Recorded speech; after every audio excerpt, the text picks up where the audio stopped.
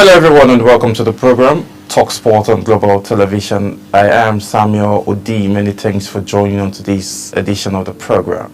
Today we'll be having so much conversation. We'll be talking about ITTF World Cup, where we'll see how the Quadri will be battling, his compatriot from Africa in the World Cup qualifier. He has qualified, so in the tournament opening day, which is starting a little bit later today, he will be kicking off, and then he'll be facing one of his own African brothers. And also Rivers Hoopers made it through, finished strong at the BAO competition, and then they are all set and will be facing and then advancing into the playoffs, which will be kick-starting in the month of June. That will be happening in South Africa, Pretoria. We'll be having that conversation. NBA playoffs is around the corner. It will be starting this weekend on Saturday, and also Abuja City League, Basketball City League will also be coming and be starting still this weekend, this next coming weekend. So we saw in the MPFL where the table is still shaking, and then some people are fighting to maintain their stance, and some are fighting to overthrow a couple of more orders and advance and win themselves positions in the CAF championship.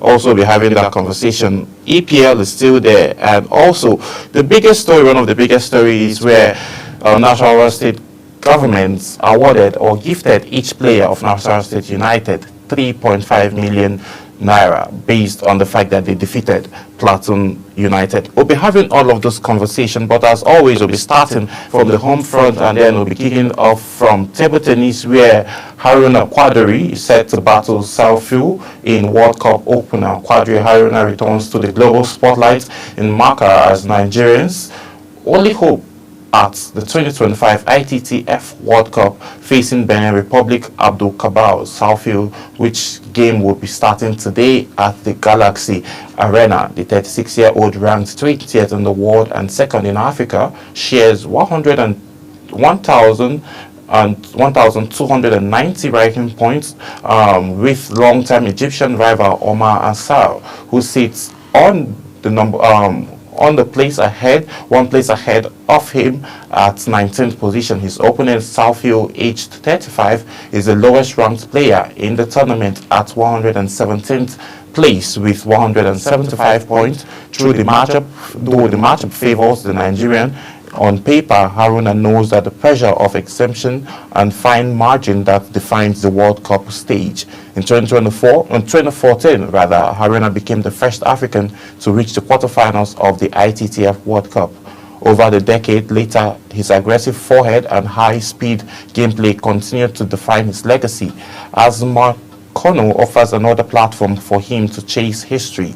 The women's draw is spearheaded by Egypt's teenager sensation Hannah Gonda, 9-time African champion Diana Mustaf, and also rising talent Mariam Al-Darbe. However, one of the names which is prominently missing is Nigerian's Fatima Bello. Bello, one of the 4 African women to qualify for the World Cup, was forced to miss the events due to visa complications. Her highly anticipated debut has been postponed after she was unable to secure a visa to travel to China. This is just so okay, fine. On a lighter note, Quadri Haruna advancing and again going back after 2014, over a decade ago. Now we are seeing him going back, and then he'll be starting. On paper, like I rightly mentioned, it's looking very, very easy for him. Looks as if he's going to walk away with this win, but this is a World Cup, and then this is a grand style. So his opponent is obviously not going to fold his hands and watch him defeat him. So Haruna has lots of work ahead of him to do. So I would advise, and I know the kind of person Haruna Quadri is, who is someone that is very, very competitive. He would always do what he can to be able to edge this victory. Looking at those angles now, Haruna, on the other hand, is a very competitive person, and I'm certain he's going to approach every game as if it's the finals. We saw him advancing to the quarterfinals in 2014, and then now, with more experience, he would be able to advance maybe to the quarterfinals, maybe this time semi-finals, or even to the finals in the world stage. So we are cheering for you. Go do us proud in China. Now, the concerning part: how can an athlete do everything she needs to do to qualify for a competition, and then we would be having challenges with travel visas? That is just so alarming. The NFF needs to step in, and then the Table Tennis Federation also needs to come in and then sort out issues like this, because this is uncalled for. You can't have an athlete do everything that she needs to do, get to qualify. This is one of the leading table tennis players in Africa. That's in the women category.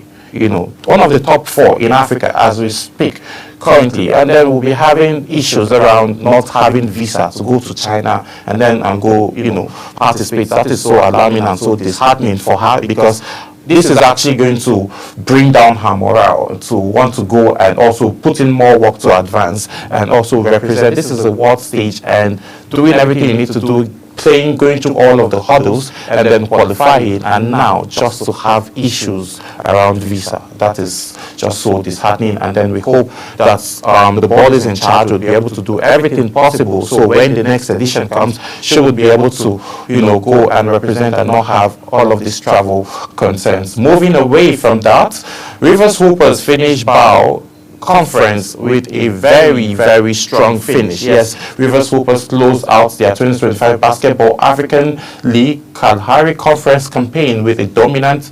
79-59 win over winless Sunday Malian on Sunday. Having scored just 32 points across the first 4 games, Hoopers received reserves explosive for 33 points in Rabat, accounting for 1.8% of the team's total. The win elevated Rivers Hoopers to 4-2 record, earning them second place in the group and a return to BAO playoffs in June, which will be happening in South Africa, Pretoria, South Africa. The final game, we saw Kelvin Amayo rested after averaging 35.3 minutes per game over 5 appearances.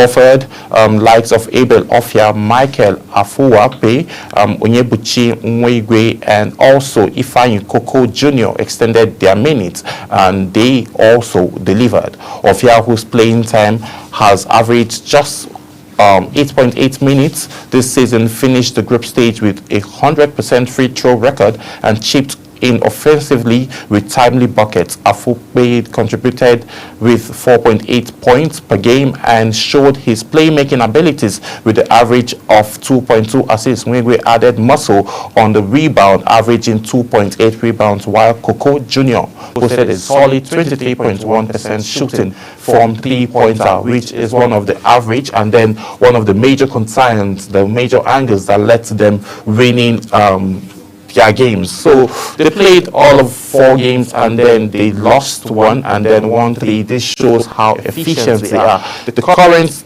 champions in Africa will be have advanced to the playoffs, and then from the playoffs now we'll see how far they will go, because last season they got to the quarterfinals and then they weren't able to finish up and then get into semifinals to win the title. So this time around they have a few more additions on the squad, and then we are hoping to see them advance more further than they have already gotten. That's getting to the quarterfinals, semifinals, and also the finals. This is actually their 5th season going, and we've seen the trajectory of how the team has been improving. Congratulations, Rivers Hoopers. They were all aggressive, and then we saw the results of them being, very, very brutal on the offensive and defensive glass. So congratulations to Rivers Hoopers. I'm still talking basketball. We'll be witnessing Abuja City League. This is where teams, Niger Tornadoes and the rest of them, GBBF, a foundation, and also Kubwa Raptors and different teams will be coming around to,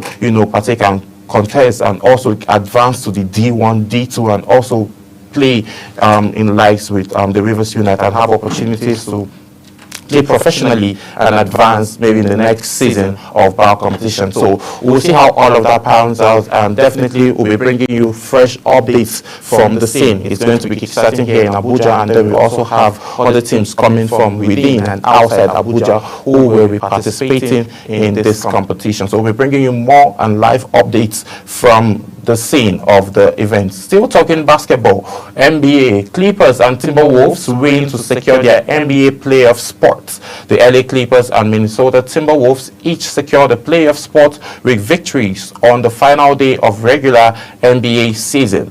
the Clippers finished 5th in the Western Conference with a 124-119 overtime win over the Golden State Warriors, who dropped into the play-in tournament. James Harden scored 12 of his game high 39 points in overtime as Clippers set to play playoff meetings with Denver Nuggets, who had already qualified for the playoffs but clinched 4th place by beating the Houston Rockets 126-111. Anthony Edwards, talking about Minnesota Timberwolves now, Anthony Edwards top scored with 43 points as Timberwolves beat Utah Jazz 116-105 to finish 6th and set up a playoff with the Los Angeles Lakers watching coming from behind. So teams that have secured spots in the NBA playoff Eastern Conference playoffs are Cleveland Cavaliers, Boston Celtics, New York Knicks, Detroit Pistons, Indiana Pacers, and Milwaukee Bucks. Playing currently, those in the play-ins are Atlanta Hawks, Orlando Magic, Miami Heat, and Chicago Bulls. Moving away from the East, now let's move on to the Wild Wild West. Just like DMX will always say, the Western Conference playoffs where it's more tougher than the East. OKC, that's talking about Oklahoma Thunders, Houston Rockets, Los Angeles Lakers, Minnesota Timberwolves, Denver Nuggets, and LA Clippers are currently, as we speak, in the playoffs, and then we'll be having plans on advancing. Then play-ins, those in the play-ins, Memphis Grizzlies, Golden State Warriors, Dallas Mavericks, Sacramento Kings, all of these individuals are currently in the play-in. So they are going to have these 4 teams that is talking about from the 7th to the 10th position, who will go head on head against each other to try and qualify for all of these games. So we'll be seeing an advance for the playoffs. We'll see how all of that pan out, which will be happening between the early hours of tomorrow morning and Wednesday, because playoffs currently will be kickstarting on the 19th of April, which is also this coming weekend. Okay, still having conversations about the playoffs. The playoffs begins with playing tournaments between the 4 teams, like I rightly mentioned, finishing from 7th to 10th in the regular season. The 7th will play 8th, the 8th position. That's 7th on the log will be playing the 8th will be playing the 8th, with the winner going straight into the playoffs to face the 2nd seed, and then but the losers get to a second chance as they face the winners of the play-ins match between the teams in the 9th and 10th. Also looking at the losers of the game are eliminated, while the winners go into the playoffs to face the top seeds. That's those sitting at the number 1 position. Playoffs rounds are decided by a bit of 7 series, which matchups decide by seedings. The first round is followed by the conference semifinals, then the conference finals, with winners of each conference meeting in the NBA finals, and then who would now figure out and see who would win the Bryant's Trophy. So we'll be seeing how all of that pan out, because the NBA is around the corner, and then the season currently is actually coming to an end. So a whole lot of players, teams differently having strategies on how to win a Game 7 series, and those that are yet to make it onto the playoffs are working tirelessly to see how they will be able to advance and get into the playoffs. So we'll see how all of this starts. Playing starts this weekend and is super going to be interesting, because LeBron James is looking to see if he can win a trophy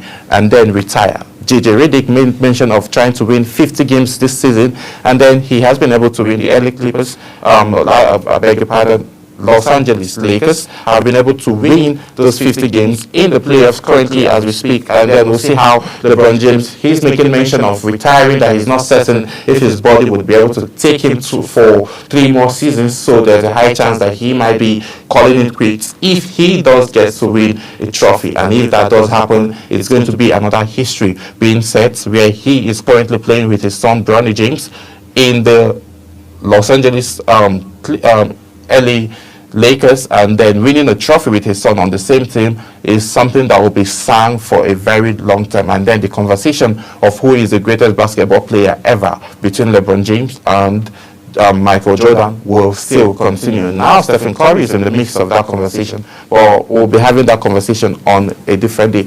On this note, we'll be going on a quick break, and then when we return back, we'll continue this conversation, and I'll be having my guests join me live. Stay with us.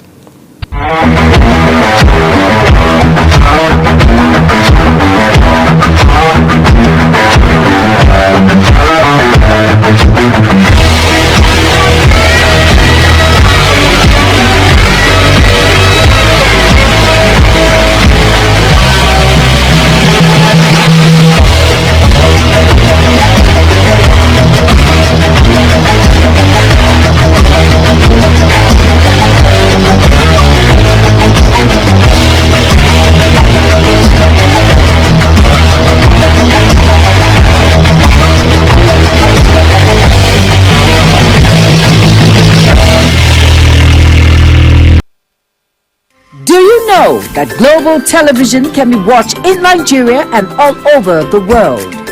Download the Global TV Nigerian mobile app for Android and iOS devices to watch global television real-time from around the world. What are you waiting for? Start downloading and stay connected to global television.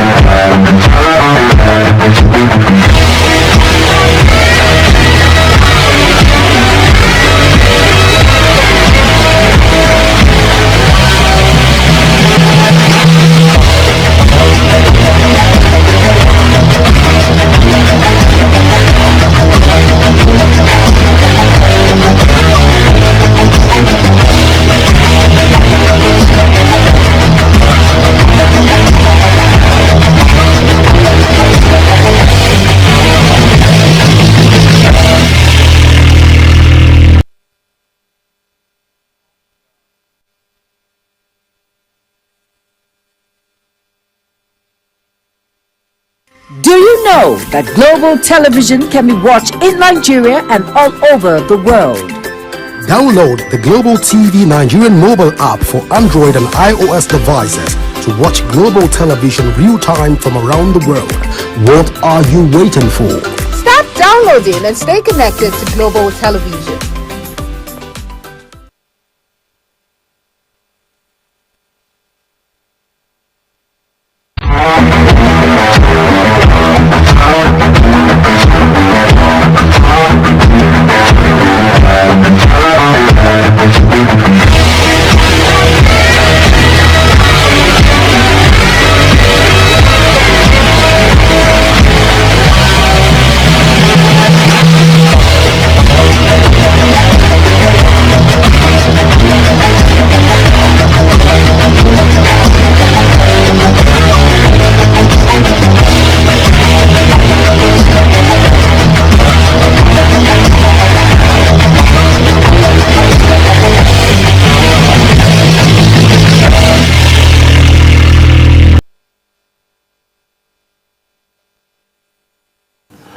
Yes, many thanks for staying with us. If you're just joining, this is Talk Sport on Global Television. Now I have my guest here in the studio with me. We're about to start having those conversation. He has the business of doing analysis of the games that have been played, and also games that will still be played. So yes, he is almost a futuristic person.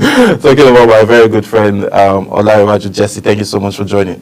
It's a pleasure to be here. To be here again. Yeah, so let's get right into it. So we'll be starting from the Flying Eagles, where they are set for their first test in Egypt. Nigerians Flying Eagles will begin their quest for the 8th continental title against Tunisia, Kenya, and Morocco in Group B of the 2025 Under-20 AFCON, which is scheduled to happen in Egypt now. Egypt, yes. The group stage draw conducted just on Sunday at the Egyptian Football Association headquarters in Cairo officially signaled the start of the 18th edition of the tournament that has long served as a launch pad for some of Africa's finest football talent.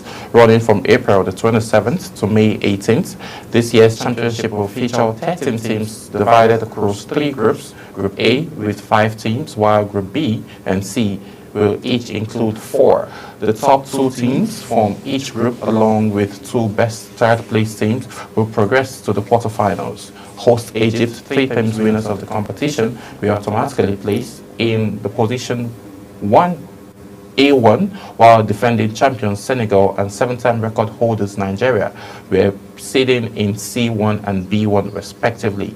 Following the withdrawal of Cote d'Ivoire as the original host, the draw had been recalibrated. Egypt and South Africa, who were initially placed in Nigeria's group, have now been drawn into Group A, where they joined Zambia, Sierra Leone, and Tanzania. Is this a blessing in disguise for for the Flying Eagles? Well, it depends. It depends on how prepared they are in the tournament. Because right now in football, with the history we have in football, yes, anything can happen. Every team no team is undefeated. You understand? So, and there's not small team now in football.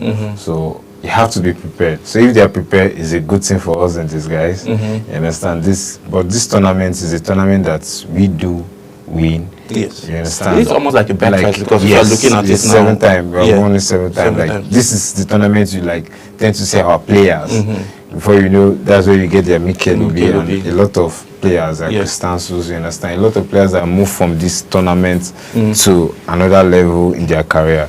So it's a good thing for the tournament and it's a good thing for players too. Well, it depends on how prepared they are going into this tournament like this. It's not about lesser countries. Everything. Well, we are Nigeria, you understand? So we tend to dominate all these games. We have the ability because of the talent we have in the country, you understand? So it's a good thing for us. So I wish them well because it's not just representing us in this tournament, it's by winning it, bringing something home, you understand? So it's still a good thing for us. Okay, let's look at it from this angle now. Well, this is almost like the birthright of Nigeria, and then we've seen how amazing they've been over the years, winning the competition and all. You are talking about preparation.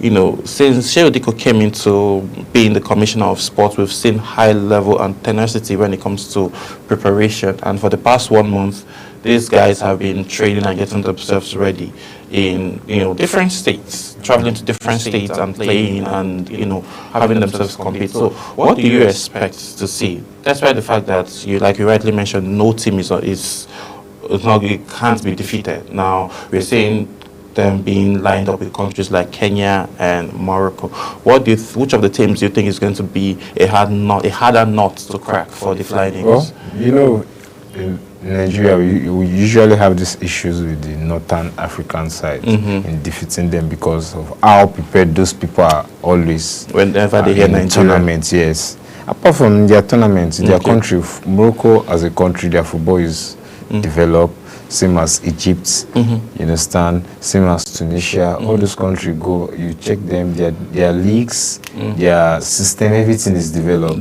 They are hosting tournaments. You check Morocco. Now Morocco wants to host the World Cup. You understand? That's how big they are now. So those countries are actually a thorn on our flesh always.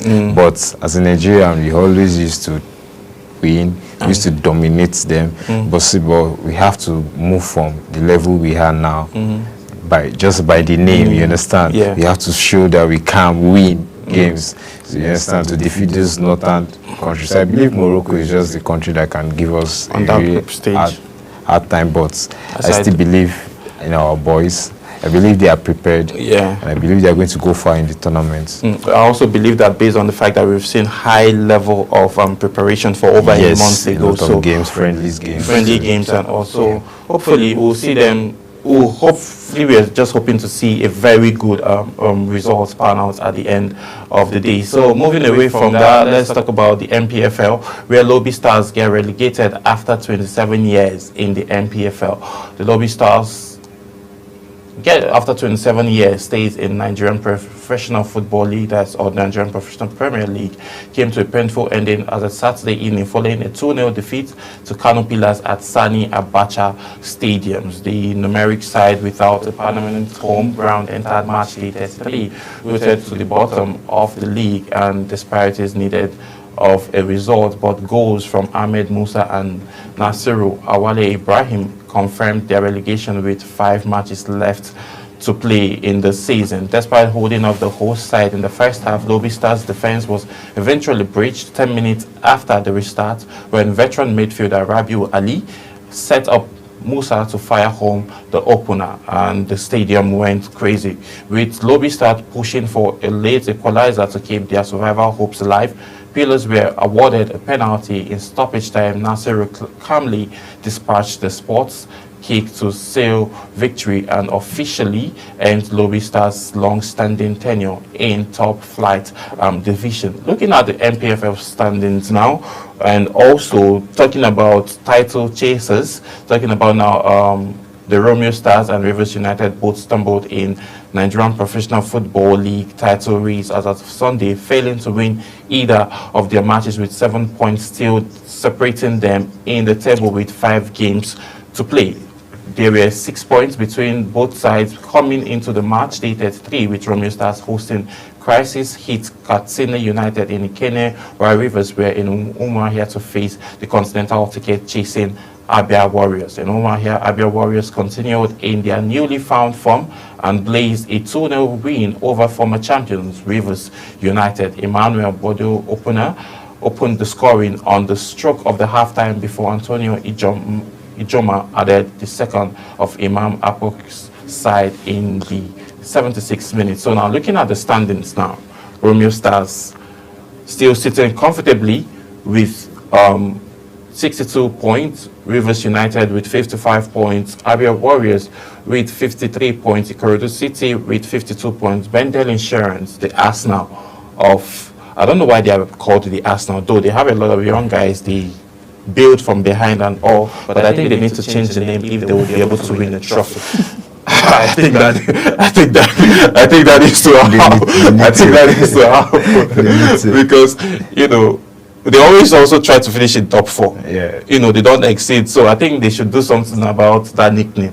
So we have Shooting Stars with 48 points, Kano Pillars now with 47 points, trying to edge and then advance further. Enugu Rangers, who are the current defending champions, the 46 points. Enugu Rangers, they have questions that they need to ask. They just keep going down and down and down. Eimba of Aba, 46 points, and then Bayelsa United with 5 points. Now let's look at let's look at Romeo Stars before we go into the second half or the second slide of the whole standings.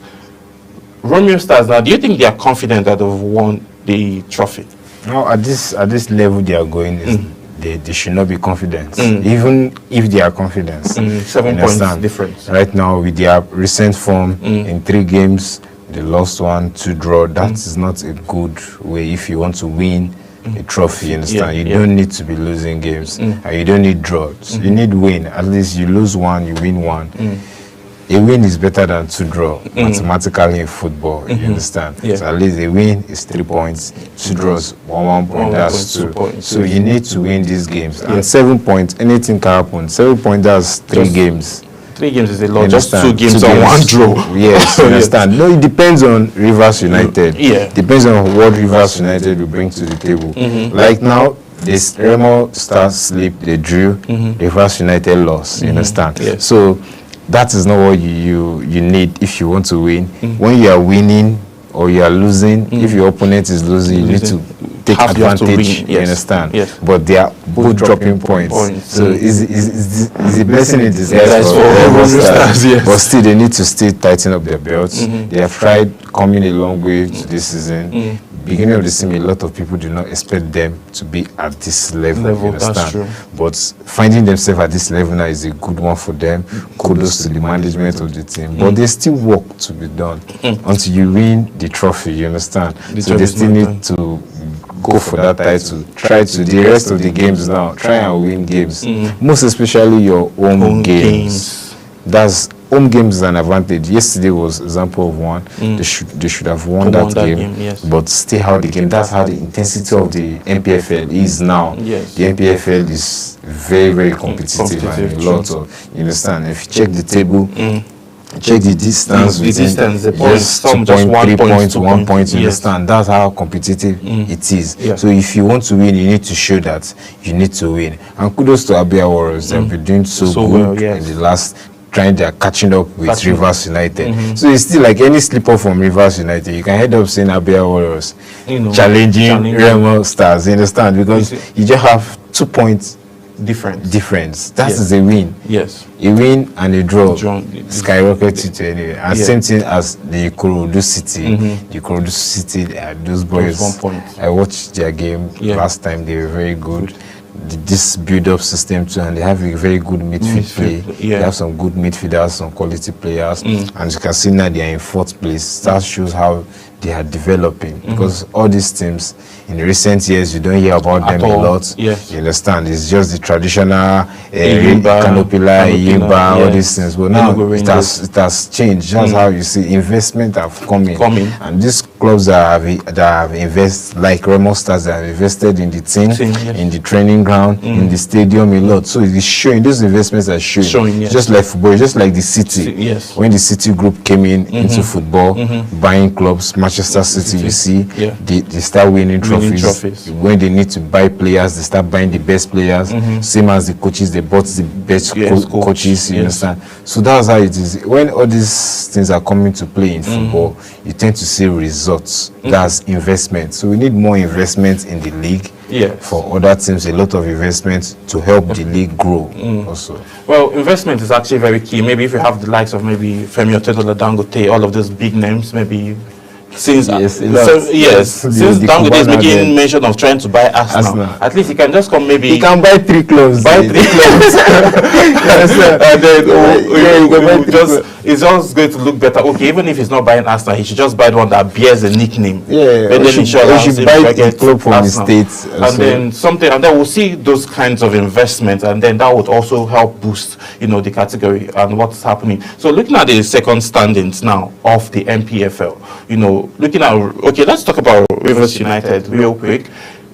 Finidi George made mention of the fact that he has been waiting for Remo Stars to sleep.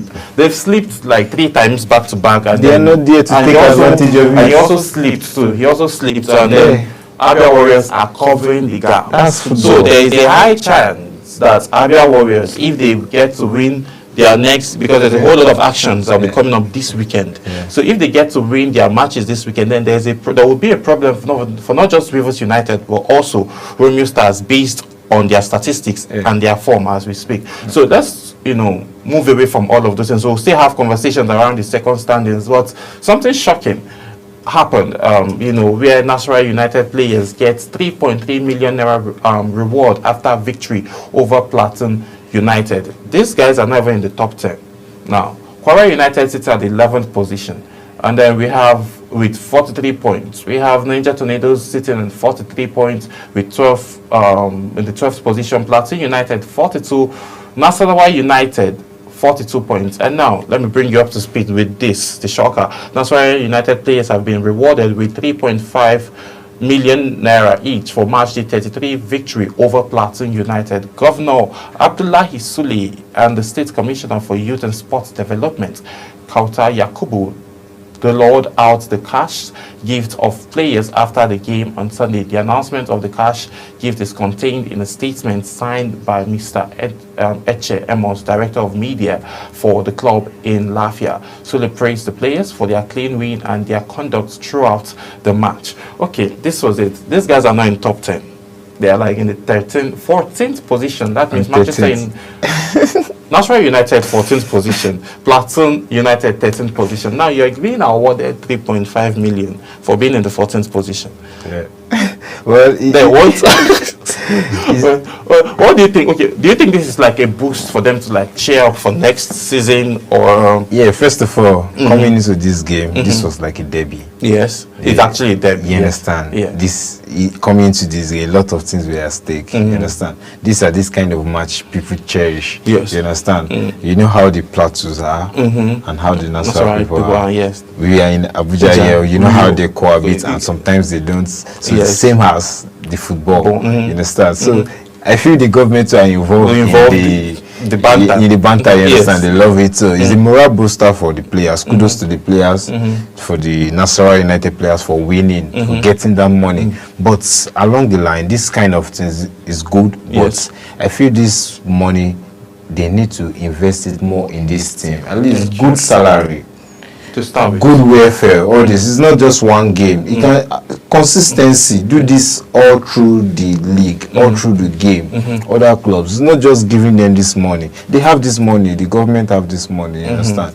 If you want these players to play more, to give their best, because as a player you have to be prepared mentally, physically, and everything. Your body has to. A lot of players, their welfare is not okay. How much is the salary? True. Injury, they will still treat. Some of them treat themselves. Some, you understand? A lot of things come to play. Some of them buy kits themselves. You understand? Yes. And a lot, they travel, they have family, how to feed themselves. You understand? So they need to, this money, they need to invest this money in the team. They need to invest. It's a good thing for them, this kind of games. Yeah, we see this kind of bonuses in games and tournaments. It's a moral booster for them. But where they are now, in 14th place to 13, two of them challenging using money. Yes. This is money war, you understand? But still, they need to invest in these teams. Yes. And invest in the players. The players too. If you invest in the team, it's the players, because the players are the team. You understand? Anything the players give, that's the name. The players are the name of the team. You understand? They are the one that are playing, they're the one that are bringing the point, they're the one that are putting the names on the team out there. So it's a good one to them. So but if they can continue, I know the players will want them to continue like that, giving them 3.3 million every match game they win. If you give me that money, I'll you understand, as a Nigerian, yes, you have to 3.3 million is on the table, win this game, each. Wow, that's good. You have to win all the games. All of this has to even come to play, and then investing in the players can be overemphasized, and then we are seeing fans too coming out to support and cheer, and go and watch all of these our local games, like we call the EPL and the rest of them international game, but it's still their local league over there wherever in UK and all. So this is our own Premier League. The MPFL is our own Premier League. So we're advocating for fans in different cities. Go to the stadium and cheer, buy tickets, and then that's how this cheer, because a lot of fans are very passionate about their team. Talk about this Nasarawa United and Plateau United. After the game, a player was attacked. Plateau player was attacked. Because of how you understand what's that derby, what's the ball entails. Now the government is giving money to the team that won. The team that did not won attack their fans, attack their own players. So we don't want to see all these things in the league. It's not, the same, something similar happened between Shooting Stars. And then sanctions happen. So Nigerians need to know. You watch other leagues, you see what happens. You understand? We don't hear all this news that this guy attacked this attack. So why do we attack our own players? Because they are local players. So please, all these things, they need to just try and just cheer them up. Because these players need the fans in the stadium. You know what fans does to player, how it boosts their morale, lift your spirits when you're down. So they should go and attack. We know how passionate we are. As Nigerians, we are passionate about football. We love football. We give all during AFCON, people died because of Nigeria lost. Nigeria that's how it is. You understand? We love the game. We put everything we have. We put to the game. That's the passion.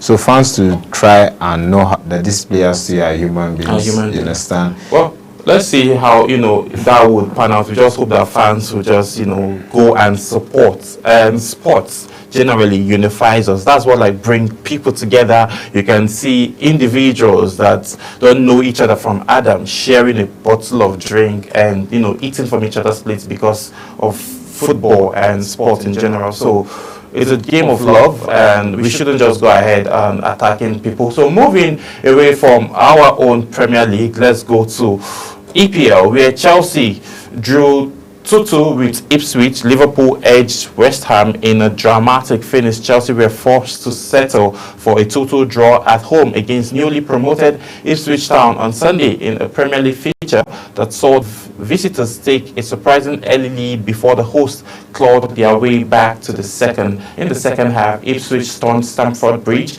in the 19th minute with Jolio Enso's fire from home from a Barnell Johnson assist to open the scoring. Just 12 minutes later, the roles reversed as Johnson netted the second goal and an assist from Enso, which is giving Ipswich a 2-goal crushing heading into the first half. Looking at this, Chelsea responded quickly after the break with Alex Strasbourg inadvertently putting the ball into his own net in the 46th minute, also bringing the score to 2-1, and then the trajectory continued like it. And something else happened. Fans were booing both the coach and the staff and the team and the players, everybody that needed to be booed yesterday. Chelsea fans made sure they had them booed to the fullest. Now, I also booed them because you can't get a draw over Ipswich when you are struggling to qualify for the Champions League. Now, Chelsea, looking at the EPL standings, Chelsea sitting at number 6th position. And then we saw Newcastle verging and advancing and doing everything that they can do to make sure they qualify for the Champions League next season. So looking at the standings now, currently, as it looks now, Liverpool, I know you're flying your color already.